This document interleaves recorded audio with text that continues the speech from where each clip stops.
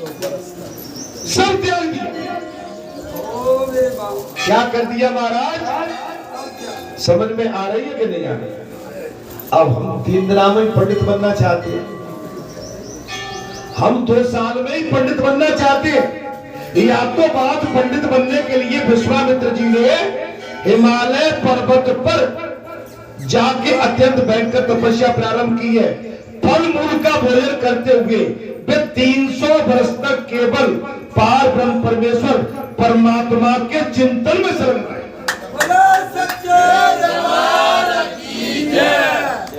पार ब्रह्म परमेश्वर 300 वर्ष तक, कुछ समझ में आ रही है?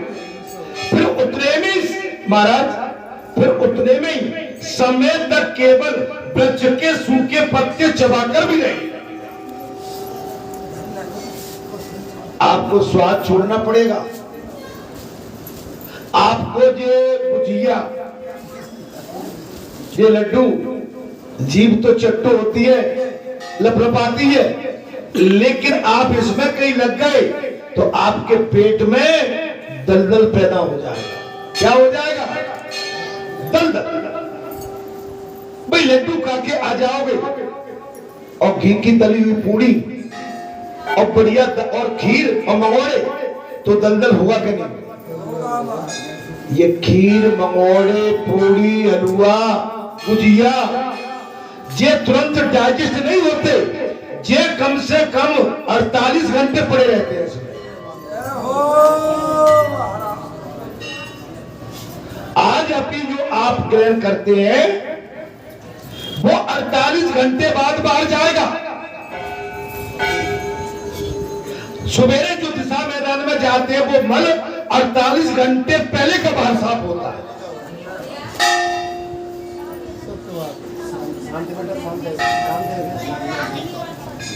वो डाइजेस्ट हो जाता है, पच जाता है, लेकिन इस भंडार में रखा रहेगा। कुछ समझ में नहीं आ रही आप?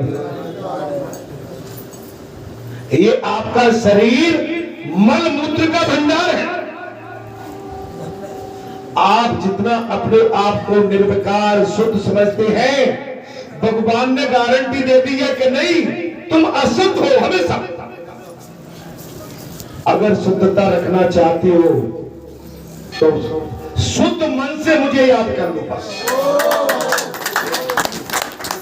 केवल तुम्हारा मन शुद्ध है। अगर मन शुद्ध है तो मैं तुम्हारे अंदर बात करने को तैयार हूं। महाराज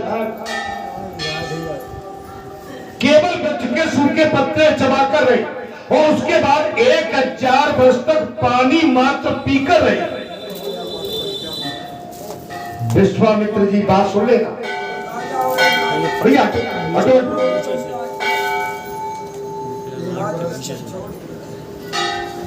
1000 वर्ष तक राजगद्दी कौन छोड़ रहा है?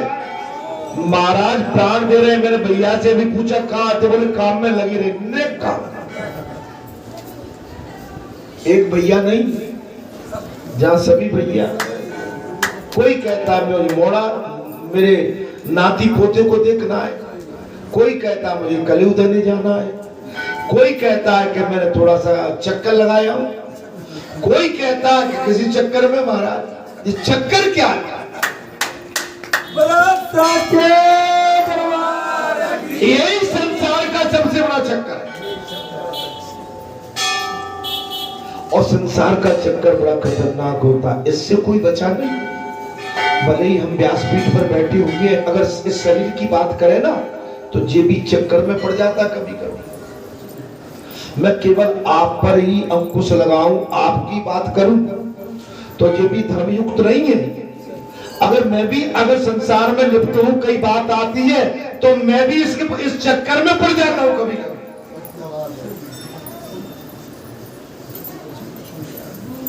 इस संसार के चक्कर से कोई बचा नहीं है मेरे भाई। उसके बाद विश्वामित्र जी ने 1000 वर्ष तक पानी मात्र पीकर रहे, फिर 100 वर्षों तक केवल वायु पीकर संतोष किया। कितना टाइम हो गया? 1400 वर्ष हो गए। 300 और 1000 और 100 1400। और विश्वामित्र जी उस तप शक्ति को देखकर, विश्वामित्र जी की उस तप शक्ति को देखकर देव ऋषियों सहित साक्षात ब्रह्मा जी वहां आ गए। देव शक्तियों सहित ब्रह्मा जी आ गए। इस प्रकार बोले विश्वामित्र, मैं तुम्हारी इस तपस्या से संतुष्ट हूं, पर विश्वामित्र जी ब्रह्मा जी आ गए। 14 वर्ष की तपस्या, 300 वर्ष कंदमूल फल, 1000 वर्ष महाराज क्या जल, और 100 वर्ष तक हवा। समझ में आ रही है कि नहीं आ रही बात? मैं तुम्हारी इस तपस्या से संतुष्ट हूं, पर मान लो विश्वामित्र। विश्वामित्र जी ने कहा, देव मुझे ब्राह्मण तत्व प्रदान कीजिए।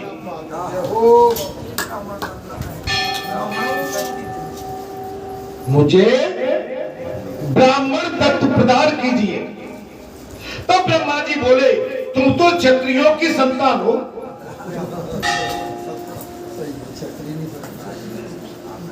तुम तो बोले क्षत्रियों की संतान, फिर तुम में ब्राह्मण तत्व कैसे आ सकता है? कथा में कुछ आनंद आ रहा है?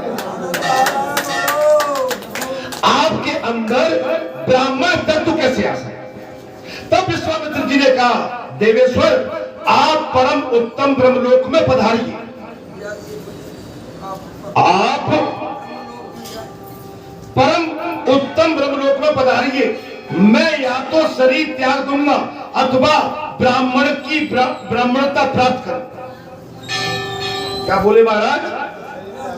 विश्वामित्र जी ने कहा, देवेश्वर आप अपने परम धाम को जाओ। अगर आपको जो मुझे नहीं देना है ना तो जाइए। ब्रह्मा जी से कह दिया। बोले मैं तो या तो शरीर त्याग दूंगा, विश्वामित्र जी बोले, अथवा ब्राह्मण की ब्राह्मणता प्राप्त करूंगा। तदंतर देव ऋषियों के मध्य में खड़े हुए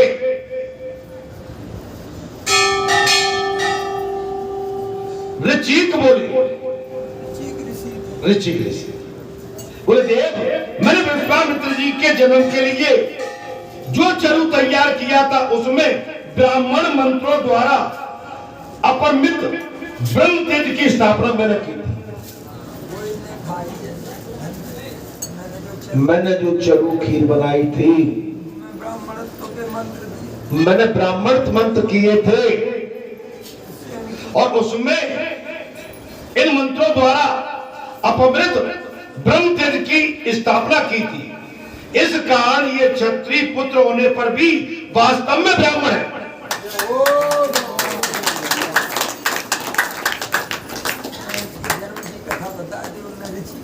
उन्होंने पूर्व जन्म की कथा पूरी बता दी। महाराज बोले, क्षत्रिय होते हुए भी ये पूर्ण ब्राह्मण है, इसलिए आप इन्हें ब्रह्म ऋषि कहिए, जिससे हम लोग भी इन्हें श्रेष्ठ तुझ कहें।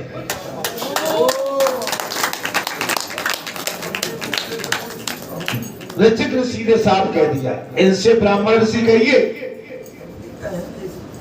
महाराज, इसलिए हम इनसे द्वय श्रेष्ठ कहें। तब ब्रह्मा जी ने दीर्घ काल का विचार करके कहा, विश्वामित्र तुम निसंदेह ब्रह्म ऋषि हो जाओ।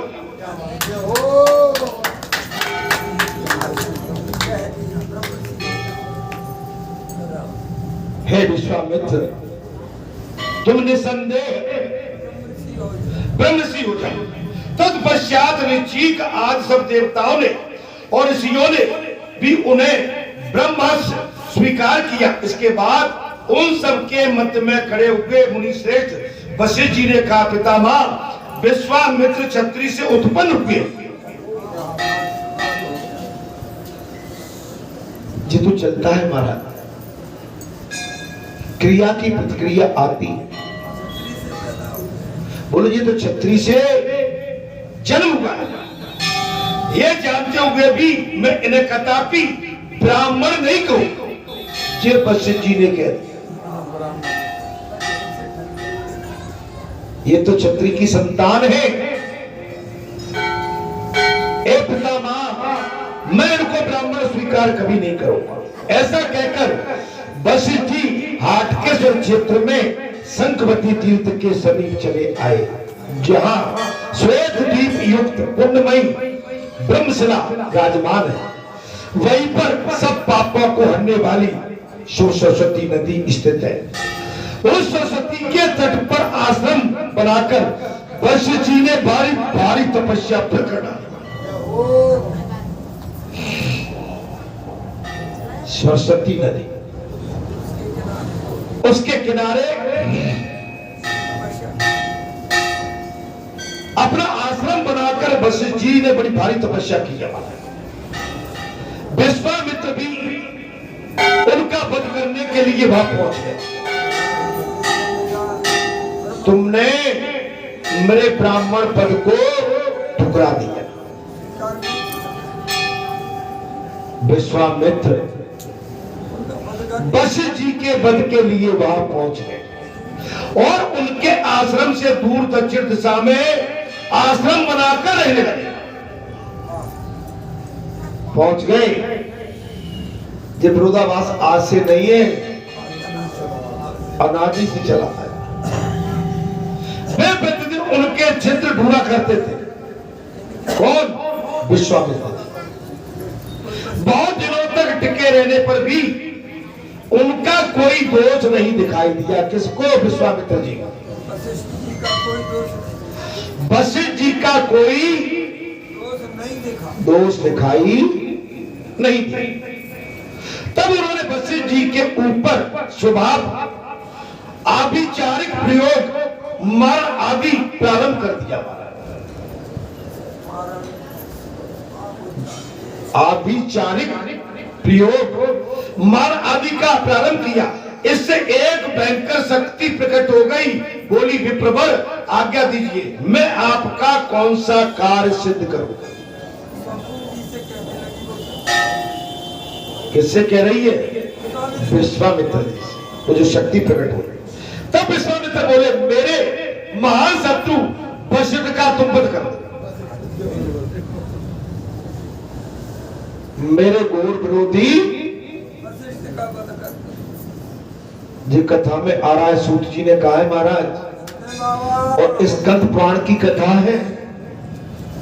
मैं कोई मनगढ़ंत बात नहीं कह रहा हूं, मैं वेद के अनुसार बात कर रहा हूं। विश्वामित्र बोले, मेरे महान शत्रु वशिष्ठ का वध करो। तब विश्वामित्र के इस प्रकार आदेश देने पर वो वशिष्ठ के आश्रम पर जाने के लिए उत्तर दिशा की ओर प्रस्थित हुई।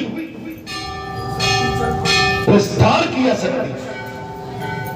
ठीक इसी समय वहां होने वाले बड़े भारी उत्पातों को देखकर महर्षि वशिष्ठ ने दिव्य दृष्टि से सब कुछ जान लिया। महर्षि योगी थे, तपस्वी थे, त्रिकालदर्शी भी थे। कैसे थे महाराज? त्रिकालदर्शी। अपनी योग विद्या से सब जान लिया और अथर्ववेद के मंत्रों द्वारा उस कृत्या की गति को रोक दिया। अथर्ववेद की मंत्रों के द्वारा उस कृत्या गति को, शक्ति को रोक दिया। तब वो शक्ति वशिष्ठ जी से इस प्रकार बोली, मुनिवर, साम वेद सब वेदों में प्रधान है। हे गुरुवर, साम वेद सारे वेदों में प्रधान है। विश्वामित्र जी ने साम वेद के मंत्रों द्वारा मेरी सृष्टि की है, अतः इसे अप्रमाणित न होने दीजिए। मेरे प्रहार को सह लीजिए। मेरे प्रहार को सह। तो वशिष्ठ जी ने कहा, शोभा ने, यदि ऐसी बात है तो तुम केवल मेरा स्पर्श मात्र कर लो, परंतु मर्म स्थान को न छूना।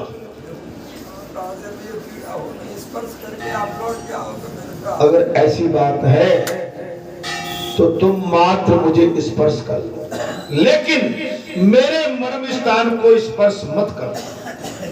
महाराज तब विश्वामित्र जी की छोड़ी हुई वो भयंकर शक्ति वशिष्ठ जी के अंग को स्पर्श मात्र करके गिर पड़ी, मारी, मूर्छित हो गई।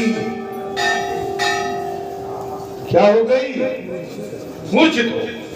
इससे संतुष्ट होकर वशिष्ठ जी ने कहा, मां भागे, जो मनुष्य परम श्रद्धा से युक्त होकर चैत्र मास के शुक्ल पक्ष की अष्टमी तिथि को तुम्हारा पूजन करेंगे, वे वर्ष भर तक निरोगी रहेंगे। नवरात्र शुक्ल पक्ष, चैत्र मास की शुक्ल पक्ष अष्टमी के दिन वो शक्ति है, तुम्हारा पूजन करेंगे, वे वर्ष भर तक निरोगी रहेंगे। ठीक 15 दिन के बाद वो महापर्व भी प्रारंभ होने जा रहा है। ठीक है, ये मंगल, एक मंगल और पड़ेगा और बीच में, और उस मंगल को तो प्रथम नवरात्र माने प्रथम मंगलवार से ही मां भगवती अपने भवन में विराजमान हो रही है। 9 अप्रैल, मैं ठीक बोल रहा हूं, मंगलवार के 8 अप्रैल की अमावस्या सोमवती अमावस्या है।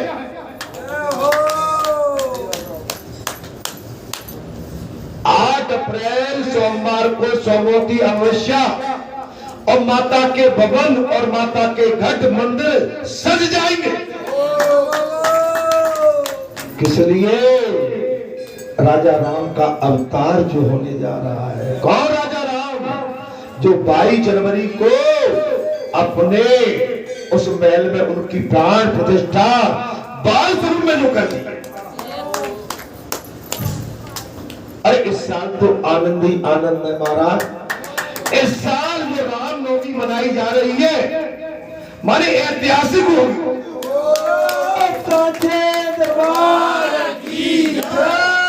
ऐतिहासिक, ऐतिहासिक महाराज, ऐतिहासिक। बोले वशिष्ठ जी ने कहा, जो मनुष्य परम श्रद्धा से युक्त होकर चैत्र मास के शुक्ल पक्ष की अष्टमी तिथि को तुम्हारा पूजन करेंगे, ध्यान कर लेना, महाअष्टमी का बहुत बड़ा महत्व होता है। वे वर्ष भर तक निरोगी रहेंगे, अतः तुम्हें मेरे वचन से सदा यही निवास करना चाहिए। और वशिष्ठ जी ने कह दिया, तुम मेरे इसी जगह हमेशा निवास करो। सदपुरुष, महापुरुष, योग पुरुष, और इनकी कोई लिमिट नहीं होती जी, अनलिमिट होते। मैंने शायद एक बार आपको इसी विषय में एक कथा कही थी। कई महाराज, मेरे साथ क्या हुआ, मैं ब्रह्मपुत्र नदी में पहुंच गया हूं। कहां पहुंच गया हूं? आप समझ लो, ब्रह्मा जी की नदी है। कहां पहुंच गया? मैं ब्रह्मपुत्र नदी में पहुंचा हूं। ठीक है, अब मैं ब्रह्मपुत्र नदी में, और नदी बहुत उफान पे, गहराई के उफान पे, और मैंने जैसे ही वस्त्र हटा के और जैसे ही मैं नदी में प्रवेश करता हूं, ये कोई कथा नहीं सुना रहा हूं, मैं साक्षात सुना रहा हूं। कोई आपको सुनी हुई कथा नहीं, मैं अपनी बीती बात सुना रहा हूं। ब्रह्मपुत्र नदी में मैंने जैसे ही स्नान के लिए अपने पैर बढ़ाए, आकाशवाणी हो गई, खबरदार, पहले अपनी शुद्धिकरण करो, पहले अपना शारीरिक शुद्धिकरण करो। हम रुक जाते हैं। आकाशवाणी हुई, एक काठ की नौका बनाओ। क्या बनाओ? और काठ की नौका बनाओ, उससे पहले अपने पूरे शरीर पर भस्मी लगाओ। तो समझ में आ रही कि नहीं आ रही? लगा के और काठ की नौका में बैठ के पहले अपने शरीर की शुद्धिकरण करो और उसके बाद मेरे जल में प्रवेश करो। कुछ आपकी बात समझ में आई? ये तो कहीं लिखी नहीं है महाराज, आकाशवाणी हो रही है और हमने वही किया। क्या किया? ऐसा नहीं कि जो हमने आकाशवाणी हुई थी वो नहीं किया, हमने वही किया। हमने क्या किया? बस भी लगाई पहले भभूति और काठ की एक वैसी टटिया सी बना के और उसमें रख दिया ब्रह्मपुत्र जल में और उस पर जाके हम आसीन हो गए। आसीन होकर फिर हमने जल को लेके अपने शरीर पर डाला और शरीर पर जल डालने के बाद फिर हम उस जल में प्रवेश कर गए।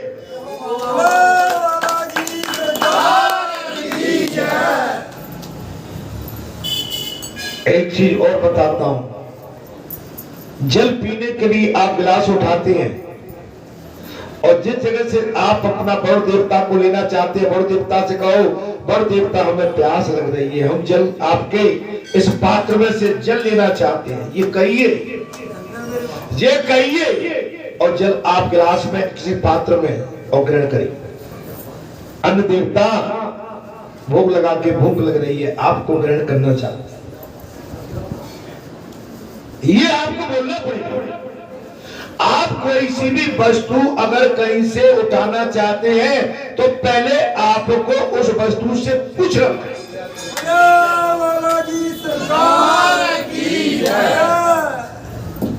आप अगर वस्त्र भी धारण करना चाहते हो, वस्त्रों मैं आज तुमको धारण करना चाहता हूं,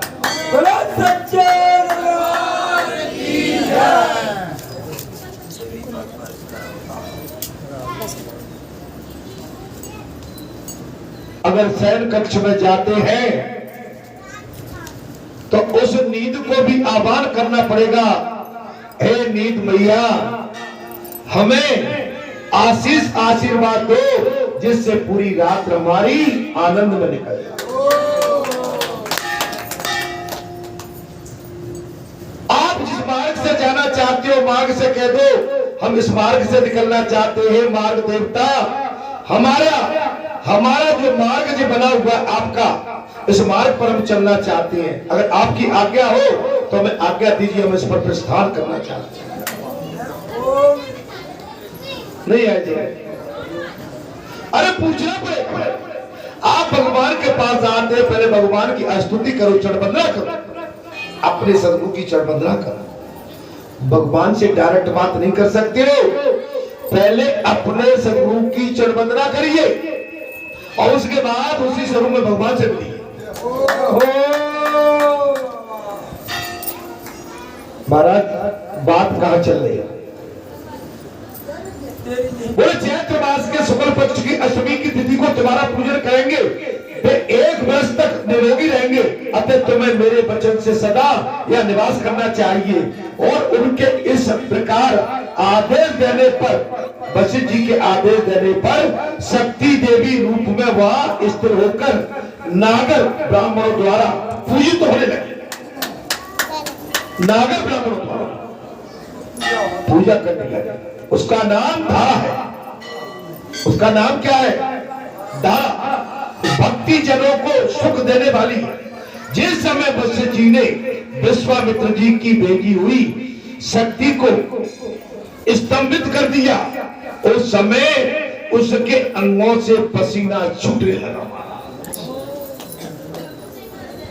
पसीना छूटने लगा। वो पसीना उसके पैरों के मार्ग से प्रभावित होकर शीतल जल के रूप में परिणित हो गया। शीतल जल हो गया, पसीना निकला और चरणों से बहकर शीतल जल परिणित हो गया और वह उस जल से बना हुआ एक कुंड बन गया। वो जल परम पावन स्वच्छ एवं निर्मल था। वो जल कैसा था? परम पावन निर्मल एवं स्वच्छ था। उसमें सब तीर्थों से संपन्न गंगा जी प्रत्यक्ष प्रकट हो गई।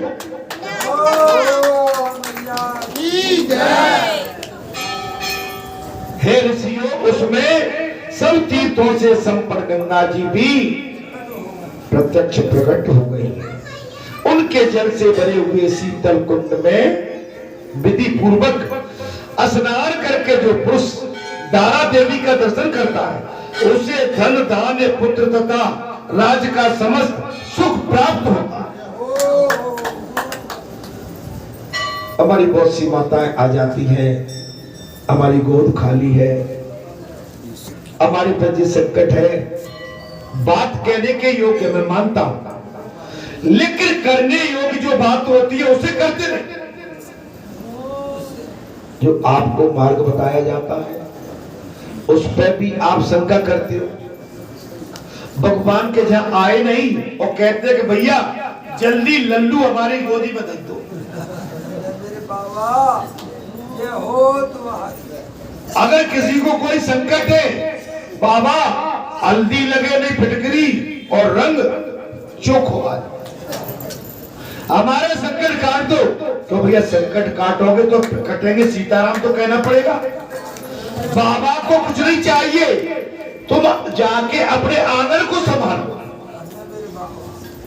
क्या कर लो? अपने घर के आंगन को संभाल लो।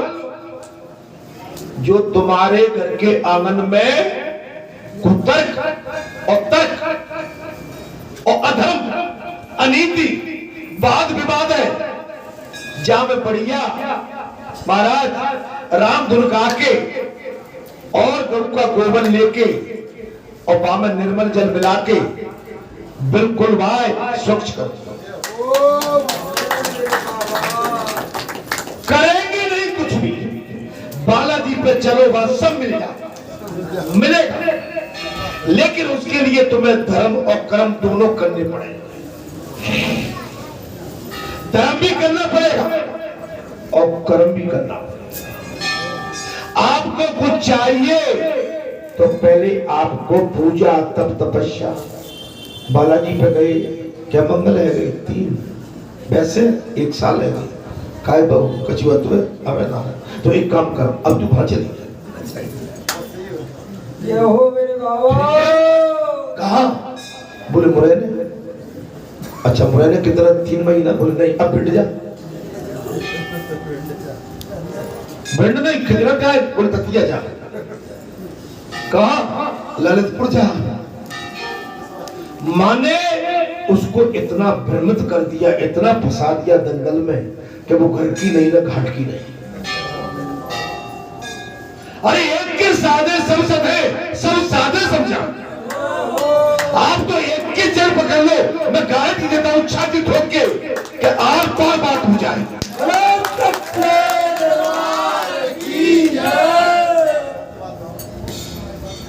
बात आर पार लग जाए, लेकिन विश्वास नहीं है। वहां कई ऐसे बैठे हैं, बोले ला मैं बता तो बाबा के जगह मिलेगा, मैं बाइक के जगह भेजे दे तो।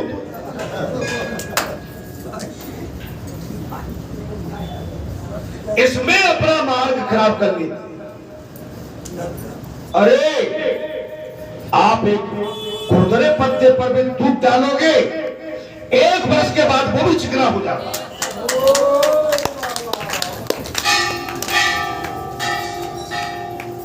हद पार कर दी, जिसने कहा वह भेज दिया।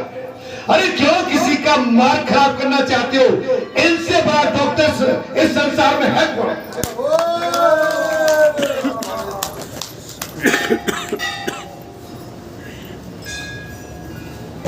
दीदी कचूना ने गए तो अतिमा पर भाव नहीं कचू ऐसा करो का?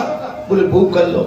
जब तुम्हारे मन में भ्रम है, भय है, तुम्हारा मन स्थिर नहीं है, तुम्हारे मन में चंचलता है, अब तुम बाबा को पूछ लो या 10-20 भाइयों को पूछ लो, और 10-20 भाइयों के चक्कर में पड़ गए तो बाबा तो बेचारा बैठ कर रह जा, बाबा ही को सुन दो। काय भैया 10-20 हमारी माताओं में कहीं वो हिसाब किताब पहुंच गो तो अच्छे लग पाओ। टुकड़ों कह दो भैया पेंसिल पूछ लो, मैं कुछ बैठो कहा भैया